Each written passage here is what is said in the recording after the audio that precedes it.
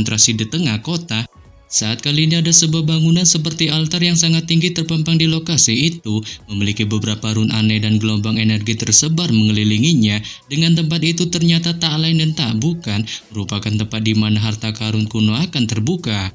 Pada saat ini 3 sosok manusia pun tiba-tiba bergegas keluar di depan banyak tatapan yang hadir, saat pada akhirnya ketiganya pun mendarat tepat di atas altar, dan mereka ternyata adalah Sikun serta 2 praktisi lainnya yang merupakan para pemilik kunci rahasia kuno. Dengan ketika kemunculan ketiganya, gelombang keributan yang awalnya diserukan semua praktisi pun tiba-tiba menjadi lebih tenang saat tatapan penuh semangat mereka semuanya pun menatap ke arah Sikun dan 2 lainnya, menyebabkan kelompok Sikun pun yang melihatnya hanya bisa secara gagahnya memandang tatapan fokus semua orang ini, mengingat mereka lah yang saat ini menjadi penguasa pemegang kunci dalam pembukaan TKP harta karun kuno.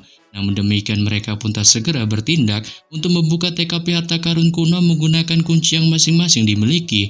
Ini dikarenakan mereka masih kehilangan 1 orang dalam membukanya.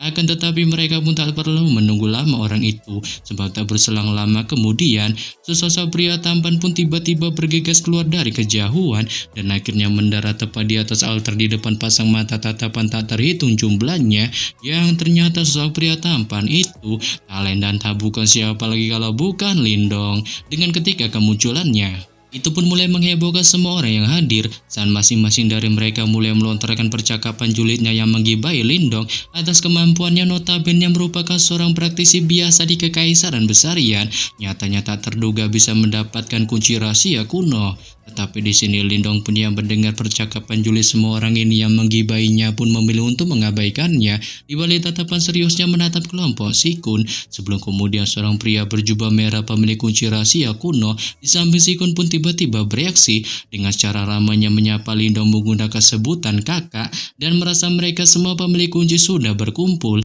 Ia pun segera mengusulkan untuk bergegas memulai pembukaan harta karun kuno. Saat ini pembuat Lindong yang mendengarnya mengungkapkan kesetujuan atas saran ini.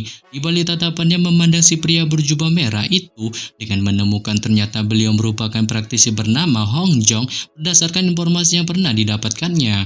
Terlebih lagi adalah pemimpin yang cukup disegani dari Kekaisaran Prasejarah dan kekuatannya 11-12 sama persis dengan Sikun. Sementara sosok wanita di sebelahnya merupakan seorang wanita dari Kekaisaran Lembah Kematian bernama Yoking, memiliki kemampuan berada di level yang sama dan reputasinya yang cukup kuat di wilayah barat laut dengan bisa dianggap sebagai seorang ahli yang sangat terkenal.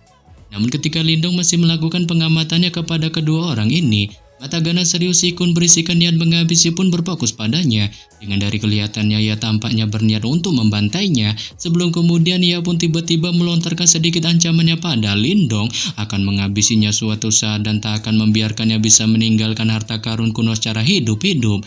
Saat ini pun Mbak Lindong yang mendengarnya hanya menunjukkan kesantuyannya dan balik melontarkan ancaman yang sama seperti halnya yang disebutkan Sikun, sehingga ini pun mengakibatkan situasi keduanya berubah memanas. Namun Hong Jong pun yang melihatnya serta tak mau keduanya kali ini melakukan buah kuantum segera melerainya dan akhirnya memulai ritual pembukaan TKP harta karun kuno. Dengan segera ia pun mengulurkan telapak tangannya, memunculkan sebuah kunci kuno misterius yang segera menghasilkan gelombang energi aneh, diikuti juga dengan Lindong dan yang lainnya.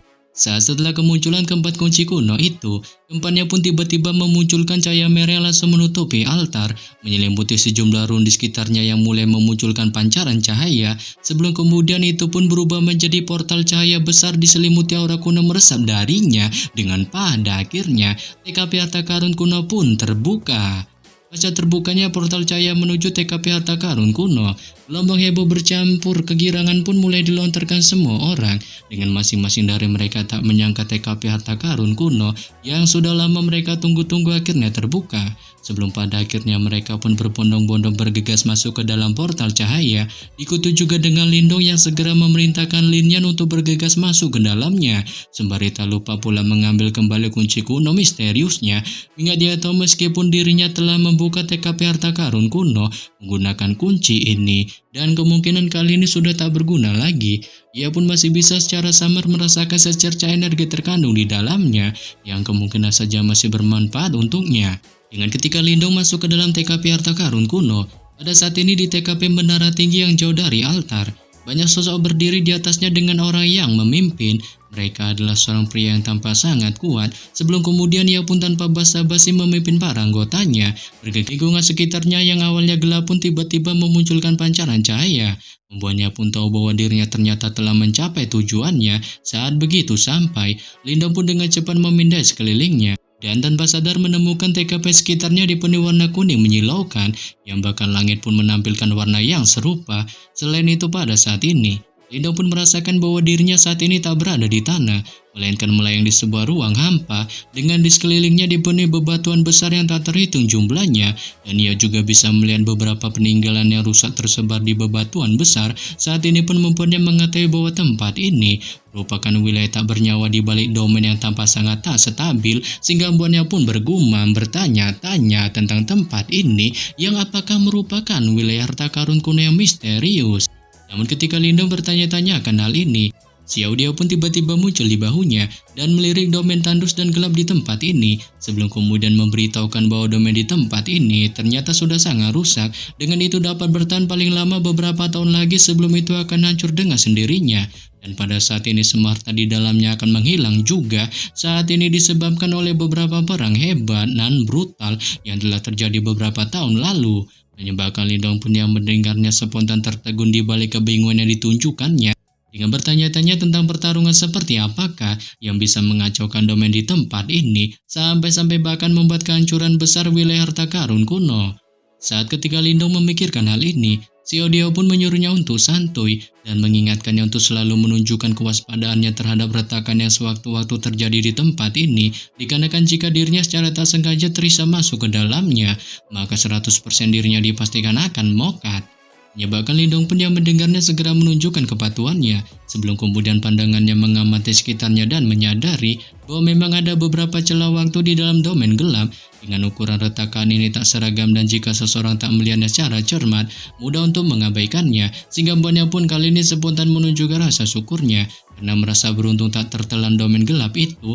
Tapi ketika Lindong masih mengungkapkan rasa beruntungnya ini, beberapa jeritan mengerikan pun tiba-tiba terdengar di belakangnya, dan ketika ia dengan cepat berbalik untuk melihat, ia pun menemukan bahwa beberapa orang cara membangunkannya telah jatuh ke dalam celah domain gelap, yang membuat domain itu pun mulai menggeliat, memunculkan kekuatan mengerikan untuk segera menelan mereka. Menyebabkan Lindong pun yang melihatnya spontan menunjukkan ekspresi heran di raut wajahnya, dengan akhirnya mengetahui wilayah harta karun kuno yang misterius ini memang benar-benar penuh dengan perangkap mengerikan, dan siapapun yang tak hati-hati dalam memasukinya, kemungkinan besar mereka akan kehilangan nyawa. Oleh sebab itu, setelah memikirkan hal ini, Lindong pun memutuskan untuk pergi berburu harta karun, dan paling penting adalah mencari pil samsara, sebelum pada akhirnya ia pun bergegas melesat memimpin perjalanan. Dengan ketika Lindong melakukan perjalanan, sosoknya pun melayang ke depan ketika ia dengan hati-hati menghindari celah domain gelap, dan sementara ia dengan cepat bergerak maju, di belakangnya kali ini Lin Yan secara cepat terus mengikuti, di balik senjata tongkat baja yang kali ini dipegangnya, dengan matanya secara waspada terus-menerus mengamati sekitarnya. Setelah cukup lama melakukan perjalanan, Lindong pun secara bertahap mulai mengerti seberapa besar domain gelap ini dimanapun ia lewat. Saat ada batu besar dengan ukuran berbeda yang melayang di dekatnya, sementara itu ada puing-puing dan peninggalan di batu besar itu yang memamerkan kekuatan serta kemegahan di tempat ini di masa lalu. Dengan ketika melewati peninggalan batu besar ini, Lindong pun juga memilih untuk mendarat di atasnya. Akan tetapi ketika melakukan pendaratan, ia pun merasakan sedikit penyesalannya, dikarenakan ia menemukan semua peninggalan ini telah mengalami kerusakan parah, dan mereka tak memiliki kehidupan yang tersisa, tampak layaknya seperti sebuah kota mati. Namun setelah Lindong melakukan beberapa perjalanan untuk menjelajahinya, ia pun menemukan pertanyaan yang agak aneh, tambah sepertinya ada lebih dari satu sekte dalam domain ini, sebab di bebatuan raksasa yang mengapung di wilayah ini, ia pun dapat melihat beberapa nama sekte yang diantaranya bertuliskan sekte langit iblis, sekte pintu bayangan darah, dan juga sekte lembah berapi-api, sehingga membuatnya pun merasa yakin di masa lalu, ketiga sekte ini merupakan penguasa terkuat di wilayah harta karun kuno. Dengan ketika memikirkan hal ini, Lindong pun terus menglanjutkan perjalanannya, tetapi setelah terus melakukan perjalanan, Lindong pun menyadari bahwa di sepanjang jalan, ia tak menemukan sesuatu yang berguna sama sekali. Tanpa merasa kecewa, perjalanan cukup sia-sia di TKP kota mati harta karun kuno ini. Namun ketika Lindong menunjukkan kekecewaannya ini dan bersiap untuk mempercepat perjalanannya menuju lebih dalam ke TKP Domain Gelap, matanya pun tiba-tiba terkunci pada sesuatu. Saat ia menatap ke arah ruang yang jauh, menemukan ada sebuah batu besar melayang di sana dengan memiliki bobot yang sangat besar tanpa terlihat seperti sebuah pulau yang sama sekali belum pernah sedikit pun dilihat Lindong seumur hidupnya. Oleh sebab itu setelah sejenak mengamati pulau batu raksasa ini, Lindong pun yang tanpa merasa penisirin tentangnya mencoba untuk mendekatinya dan ternyata menyadari bahwa tempat ini sebenarnya adalah sebuah gurun yang kering serta tandus. Dengan ketika Lindong masih mengamati pulau batu raksasa itu, Xiao Diao pun tiba-tiba bereaksi memberitahukannya bahwa ada sesuatu aneh di tengah gurun. Menyebabkan Lindong pun yang melihatnya spontan menunjukkan keterkejutan hebat di raut wajahnya, dikarenakan ia tak berharap ada sesuatu aneh di tengah gurun. Sebelum kemudian ia pun mencoba untuk mendatanginya dan segera terheran-heran dapat melihat ada seekor mayat duduk secara santuy di padang pasir yang meskipun tulang mayat itu berwarna kuning, ia pun dapat melihat semburan cahaya kemasan di sekitar tubuhnya, menandakan itu merupakan tubuh emas nirvana.